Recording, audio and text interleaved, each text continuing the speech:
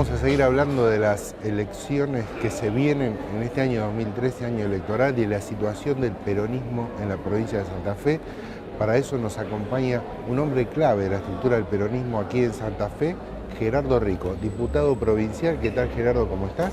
Hola. Bueno, Hola, Rodolfo. estás un poco conduciendo una de las grandes organizaciones que tiene el movimiento del kirchnerismo, que es el Movimiento Evita, una organización muy poderosa, con una gran capacidad de movilización.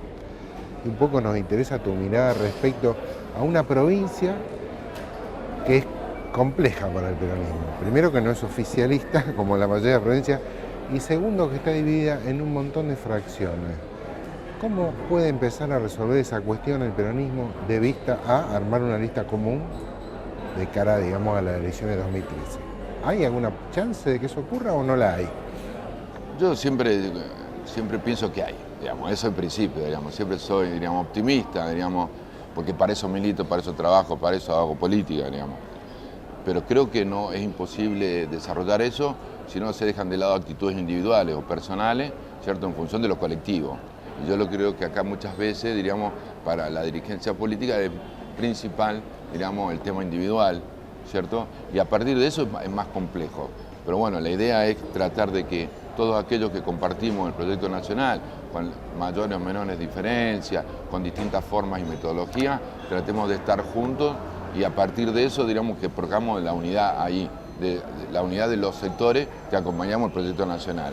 Y en ese sentido, bueno, por eso planteamos Agustín Rossi, que esté María Eugenia Bielsa, que esté Omar Perotti, que esté Alejandro Ramos, que esté el Movimiento Evita, que estén todos esos sectores que tienen contradicciones, pero son secundarias, pero no que estas se trasladen a lo principal, y sí dejar de lado, ¿cierto?, a alguien que para mí y para el Movimiento Evita por lo menos no es consecuente con este proceso, no lo fue, diríamos, que es Jorge Obey, y por lo tanto él no puede ser parte de un proceso de unidad cuando no hizo la unidad, cuando le tocó ser gobernador, y menos la va a hacer ahora, cuando ya no coincide ideológicamente, porque él quedó demostrado en la 125, que traicionó a Néstor Kirchner. Bueno, pero él votó la 125. La votó, pero a la semana hizo toda una campaña durante 2 años en contra del gobierno nacional. Gerardo Rico, el Movimiento Evita, ¿cómo lo podemos definir? ¿Qué es el Movimiento Evita en el marco del peronismo, en el marco del kirchnerismo? ¿Qué rol viene a jugar el Movimiento Evita en el gran espectro nacional y popular de Argentina, en ese proceso de transformación? ¿Qué objetivos se dan ustedes ahí adentro? Mira, el objetivo central, primero, nosotros, ¿cuál es el target, para llamarlo de una manera, donde nosotros vamos dirigidos? Y el por qué la existencia del Movimiento Evita. La existencia del Movimiento Evita tiene que ver con la existencia de los humildes y los trabajadores, es decir, de los excluidos. Nosotros creemos que tiene que haber un espacio político y social que represente estos sectores, para que estos sectores, ¿cierto?, acompañar a estos compañeros para que sean incluidos socialmente. Es decir, porque como todas las corporaciones, digamos, las industriales, los trabajadores, la iglesia, el que fuere, es decir, tienen sus estructuras propias, ¿cierto?, a las cuales representan y tratan de influir en la política nacional. Nosotros tratamos, ¿cierto?, como Movimiento Evita, de que los sectores marginados de la política sean parte de la política y dejen de lado de ser excluidos. Ese es el objetivo central y el target. Bueno, a ver, pero también no es otros sectores, la propia presidenta, otros movimientos del kirchnerismo también de algún modo se definen de ese modo. Por eso digo, se definen con esos objetivos, sí, ¿no?, el problema de representación de sí, los la sectores. Carrió, Pino Solana también. El problema es que todos hablan de los pobres, pero no defienden a los pobres. Es decir, el problema ¿cuál es? Cuando vos, es decir, el pobre no se defiende en el discurso político delante de un periodista, ¿cierto?, o una reunión partidaria. Se define en el territorio, se define donde están realmente los compañeros viven muy mal, donde no tienen agua, no tienen luz, donde vos tratás de organizar a esos compañeros para a partir de que se organicen, logren las reivindicaciones propias. Entonces el discurso político es lógico, porque acá no puede haber un dirigente político, ¿cierto?, que no plantee, ¿cierto?, que quiere una Argentina, diríamos, sin pobres. Nadie lo va a decir.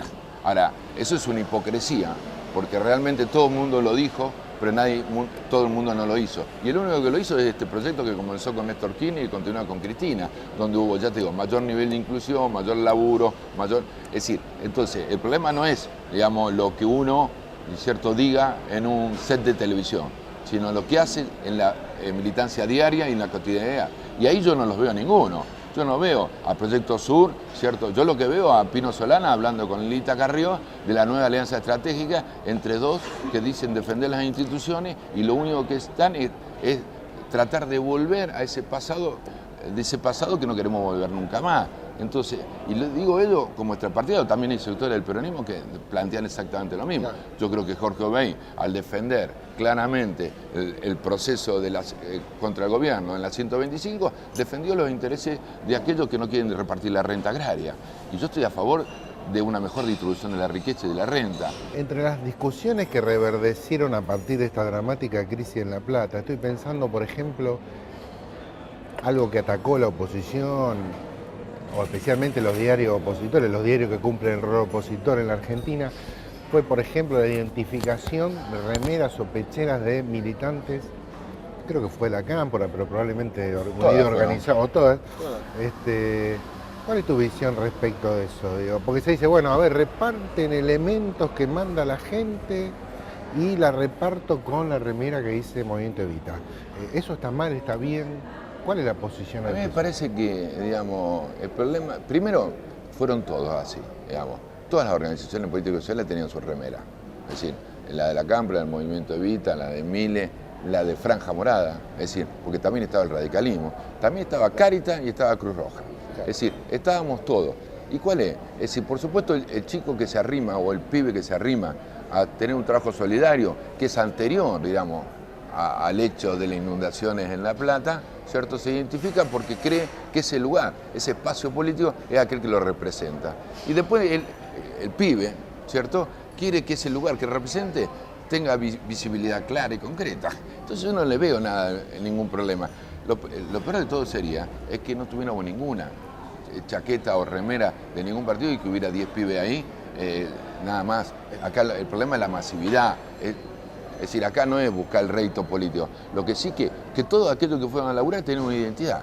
Y respetemos la identidad. Esto es lo mismo, esto pasó, digamos, en otro tema que no tiene nada que ver con las inundaciones, Rodolfo, que era que, viste, durante el genocidio del golpe de Estado, del 76 al 83, donde parece ser que todos los que militaban en ese momento eran, como algunos le decían perejiles, o que no tienen nada que ver, o que se lo meloneó el amigo. No, tenían identidad. Y después la lucha que se dio a partir del 83, cuando uno quería romper la teoría de los demonios, es darle identidad a eso que realmente la tenía. Y la identidad era, es decir, cayeron, ¿cierto? No únicamente, diríamos, porque, digamos, eran amigos de alguien. O estaban en una agenda equivocada. No, eran que representaban un proyecto político determinado, que tú puedes coincidir o no, pero esa era su bandera. Y yo por eso, digamos, de la misma manera que cuando reivindico esos que cayeron y les digo de qué bandera son, de dónde militaban, de dónde trabajaban, también creo que está bien que aquellos que de pronto tienen una identidad, sea la que fuere, ya te digo, Cáritas, Cruz Roja, Movimiento Evita, Cámpora, cualquiera me parece correcto, porque aparte le da identidad, y si tuviera la camiseta de Boca me parece bárbaro. Ojalá hubiera miles de hinchas de Boca como yo, que estuvieran ahí trabajando, ¿cierto? Entonces diríamos, también el fútbol está, como estuvo Verón, porque Verón no necesita la camiseta para que se den cuenta que estaba. Verón es jugador de fútbol, exacto, Sebastián Verón. Sebastián Verón. Entonces a mí me parece que eso es lo que hay que reivindicar. Y lo secundario era la remera, lo más importante es visualizar para el analista político que había muchos miles de pibes laburando solidariamente para la reconstrucción de una desgracia muy grande, que es una desgracia de todos. Entonces, lo que hacen, ¿cierto?, para denostar, diríamos, ese trabajo, se fijan en la camiseta, pero en vez de analizar por qué había miles de pibes. La pregunta que yo le diría a esos diarios como Clarín y La Nación era ¿por qué había tantos miles de pibes trabajando por el otro? ¿Te estás imaginando que en las PASO va a haber internas, las elecciones, las primarias abiertas y obligatorias, van a haber distintas listas de peronismo o no? ¿O va a haber una lista unificada? ¿Puedes dar alguna precisión en ese sentido? Mira, la verdad que precisión, yo te voy a decir cuál es el posicionamiento que tenemos nosotros como Movimiento Evita. En principio, nosotros queremos que tiene que haber, digamos, una lista, esa lista se tiene que definir aquellos que acompañamos este proceso, y no nosotros en particular, digamos, sino Cristina, digamos. Nosotros vamos a apoyar la lista que Cristina Fernández de Kirchner decida para la provincia de Santa Fe, porque al analizar esto, como te dije anteriormente, desde el punto de vista de los macropolíticos, no podemos ver lo individual porque muchos dicen estar de acuerdo con este proceso porque mañana son candidatos, y si no son candidatos van a estar en contra. Entonces esa es la primera, es que lo que primero tengo que analizar es que vamos a apoyar la lista que Cristina defina para la provincia de Santa Fe. Y en segundo, espero que entre todos, ¿cierto?, podamos hacer una idea de trup por toda la provincia, donde todo el mundo, todos los dirigentes políticos de todas las líneas políticas, junto con los candidatos, podamos recorrer toda la provincia diciendo las bondades que tiene este proceso como aquello que nos falta. Y entonces en ese sentido, ya te digo, lo que nosotros pensamos que hay que hacer en Santa Fe no es 2 listas, sino una sola lista, tratar de pensar en el conjunto y no a nivel individual, y por eso creo que fundamentalmente Agustín Rossi es el mejor candidato que tenemos en la provincia de Santa Fe para llevar adelante este proceso. Es una oportunidad para la oposición provincial, en este caso para el justicialismo, para el Frente para la Victoria. El gobierno provincial ha venido algunos meses bastante tocado por la crisis policial, la crisis narco. ¿Es una oportunidad? ¿Ves que el gobierno provincial está en un momento complejo o está fortalecido con la figura siempre muy convocante del ex gobernador Wiener, que va a encabezar la lista? ¿Cómo ves esa contienda? Yo te lo digo con realidad total. Yo creía cuando ganaron ellos que iban a hacer un gobierno medianamente bueno, digamos, como decían Buenos Aires, buenos tiempos, digamos. Buenos tiempos. Pero la verdad que me mostraron un gran nivel de ineficiencia, digamos, en la administración de la cosa pública. No hicieron obras de infraestructura que son absolutamente necesarias en la provincia de Santa Fe, desde el agua en el norte santafesino que siguen sin agua, es decir, el nivel de seguridad ni hablemos, digamos, yo creo que está demostrado. Bueno, yo lo que creo que, todavía siguen teniendo una base social que con sustento, ¿cierto?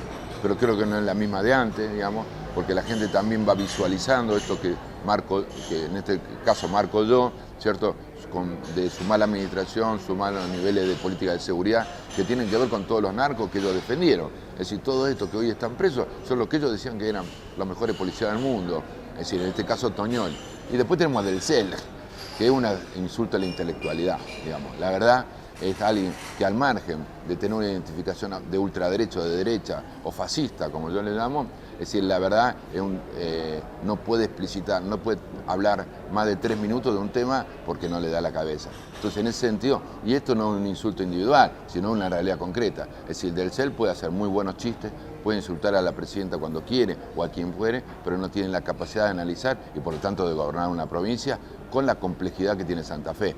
Entonces, yo creo que también tiene que ver que muchos votantes del peronismo o del pueblo santafesino hayan votado Del Cel, ¿cierto?, en repudio también a que nosotros no somos capaces, ¿cierto?, de generar una alternativa positiva y de representar los intereses del pueblo. Muchas gracias, Gerardo Ríos. No, gracias a vos, Ron.